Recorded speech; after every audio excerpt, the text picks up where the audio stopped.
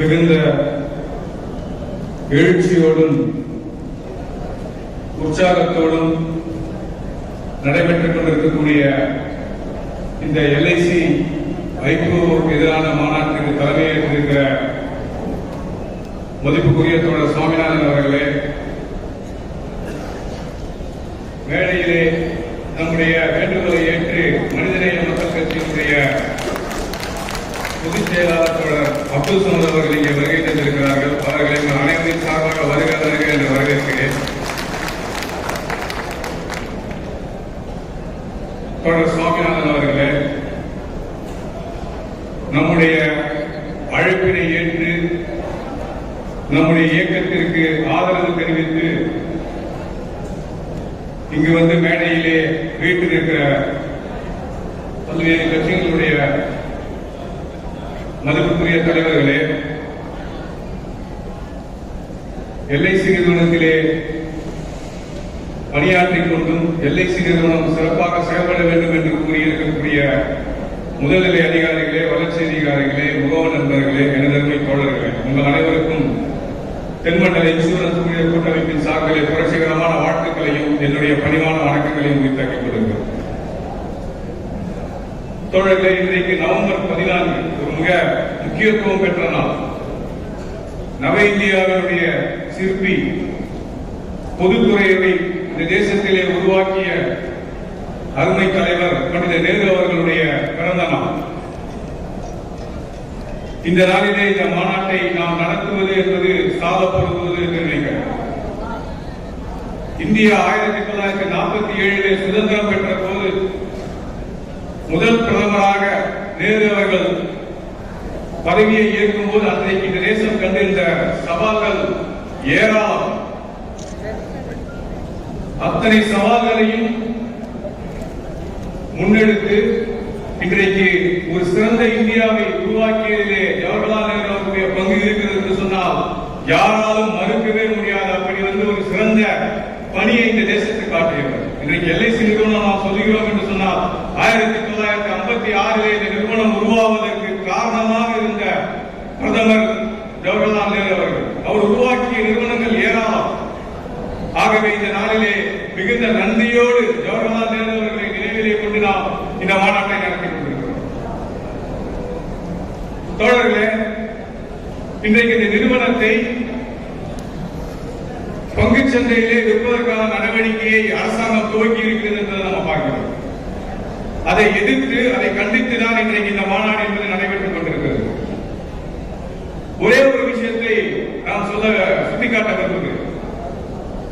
ஹைதராபாத்திலிருந்து வரக்கூடிய டெக்கான் ஹெரால்டு பத்திரிகை இது போல ஒரு மாநாடு, யாருன்னு மாநாடு என்று சொன்னால் பட்டதாரி ஆசிரியர்களுக்கான மாநாடு. அந்த மாநாட்டிலே ஒரு சின்ன சர்வே எடுக்கிறார்கள்.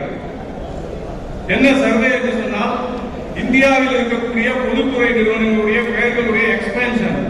BHEL என்றால் என்ன, HAL என்றால் என்ன, BSNL என்றால் என்ன, LIC என்றால் என்ன, BEML என்றால் என்ன, இப்படி இதுதான் சர்வே. எல்லாரிடமும் கேள்வித்தாள் கொடுக்கப்பட்டு அந்த சர்வேல கேட்கப்படுகிறது.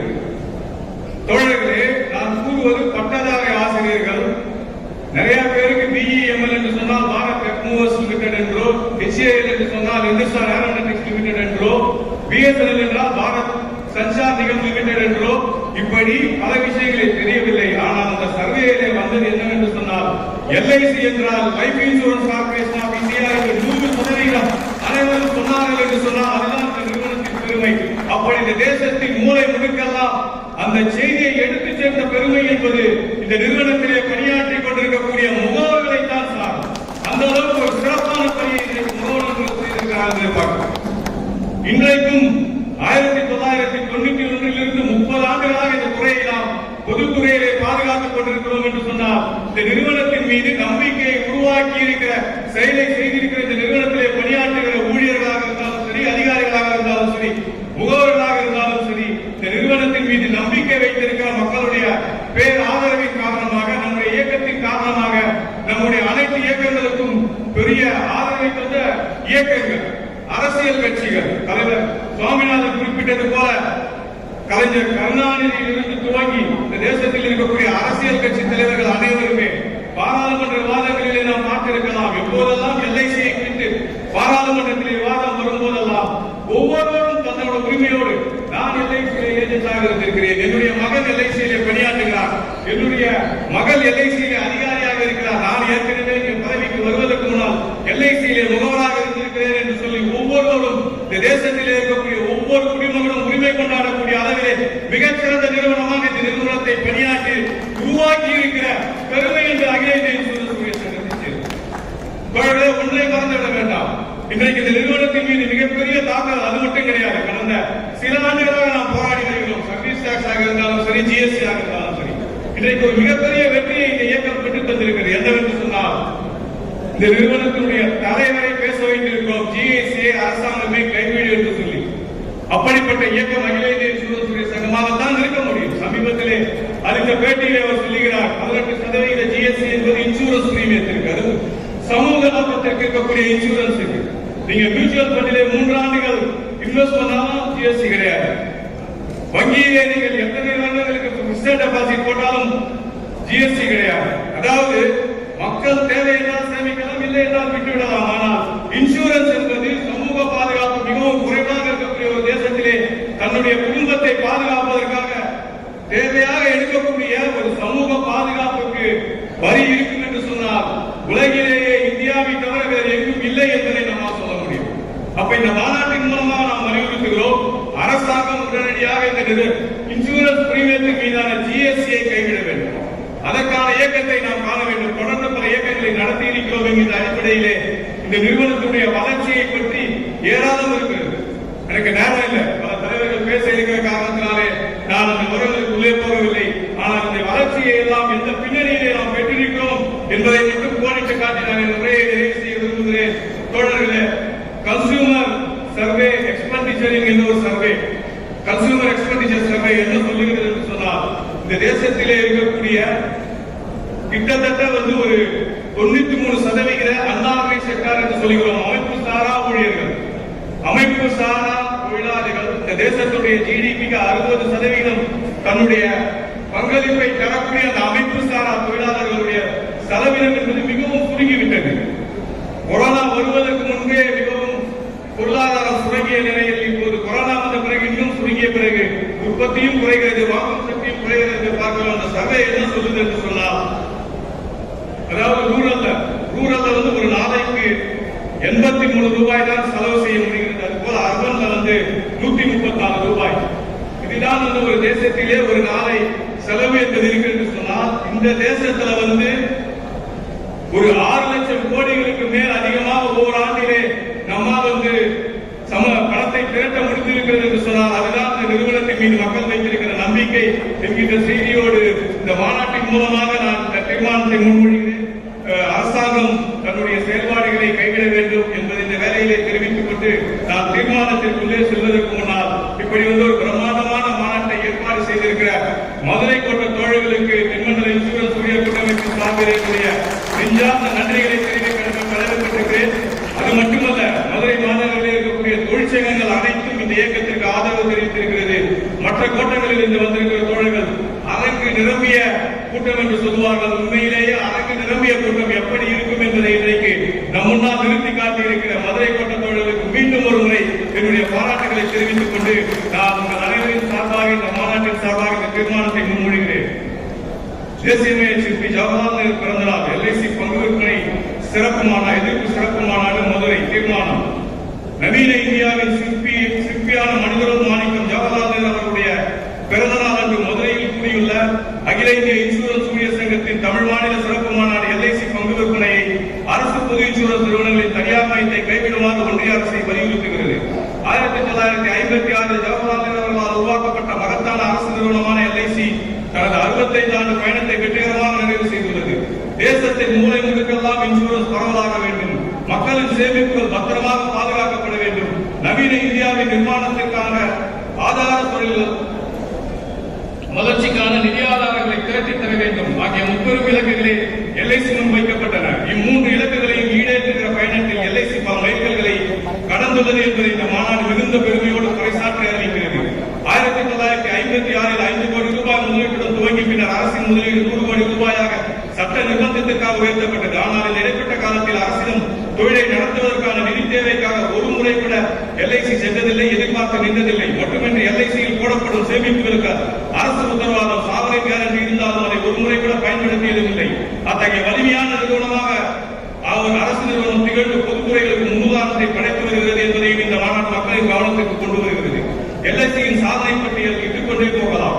1956-61 இரண்டாவது ஐந்தாண்டு திட்டத்தில் இருந்து 2017 12வது ஐந்தாண்டு திட்டம் வரை மொத்தமாக 27,74,630 கோடிகளும் ஒவ்வொரு ஐந்தாண்டு திட்டத்துக்கும் சராசரியாக 2,52,233 கோடிகளும் நிறுவனம் அரசுக்கு வழங்கியுள்ளது. அரசு 5 கோடி முதலீட்டிற்கு இதுவரை 28,239 கோடிகள் டிவிடெண்டாக வழங்கியுள்ளது. இது தவிர நிறுவன வரி, GST வரி என பல லட்சம் கோடிகளை அரசுக்கு வழங்கி வருகிறது. அரசு முதலீட்டிற்கு அதன் கைமாறு பல மடங்குகள் ஆகும் என்பதை இந்த மாநாடு சுட்டிக்காட்டுகிறது.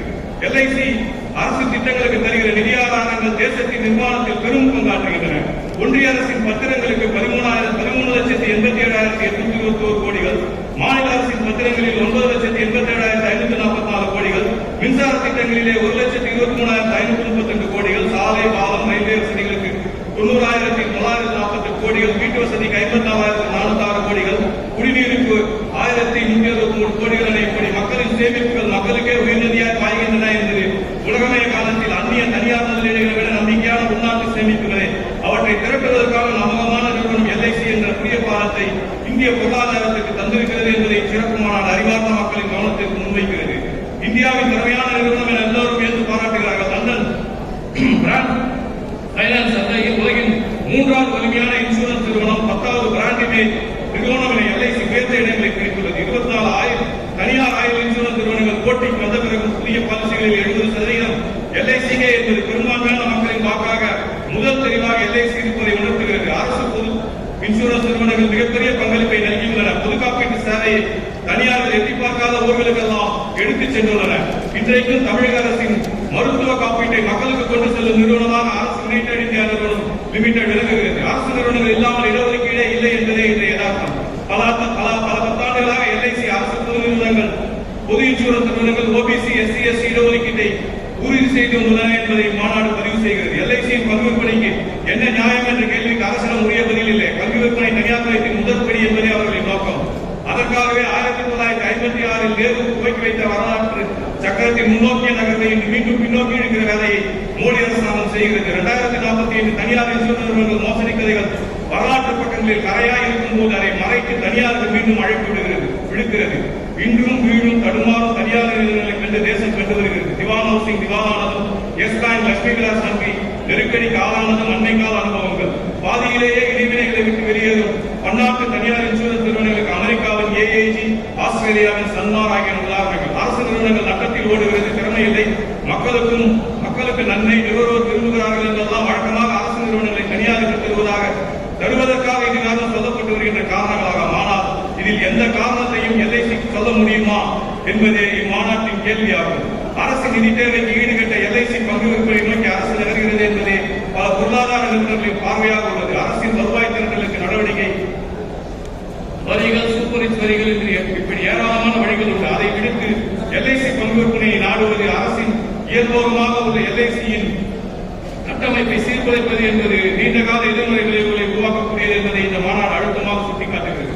உண்மையில் இது அரசின் குறுகிய கால நிதி தேவைகளாக மட்டுமன்றி அரும்பாடுபட்ட அரசு வளர்த்தெடுத்த அருமக்கள் பொது சொத்தை தனியாருக்கு மாற்ற முனைகிற இலக்கை நோக்கிய முதற்படி என்றுதான் இம்மாநாடு கருதுகிறது. ஆனாலும் அரசே முனைந்தாலும் அவ்வளவு விரைவில் இலக்கை நோக்கி நகர LICயின் வலிமை விடாது என்பதையும் மக்கள் கருத்து அதற்கான தடைகளை நிச்சயம் உருவாக்கும் என்ற நம்பிக்கையை, உறுதியை பொதுமக்களுக்கும் பாலிசிதாரர்களுக்கும் இம்மாநாடு அளிக்கிறது.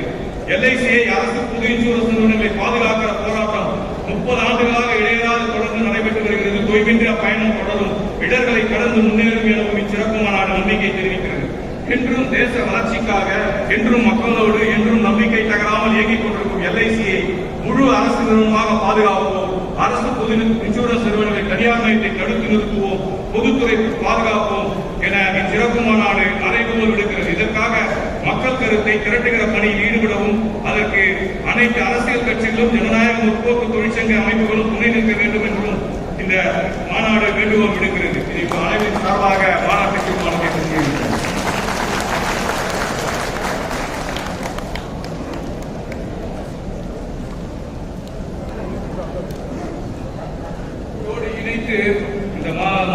வருமானத்தில் அரசாங்கம் உடனடியாக இன்சூரன்ஸ் பிரீமியங்கள் மீதான GST வரியை விலக்கிக் கொள்ள வேண்டும் என்று இணைத்துக் கொள்ள வேண்டும் என்று கேட்டுக்கொள்கிறேன்.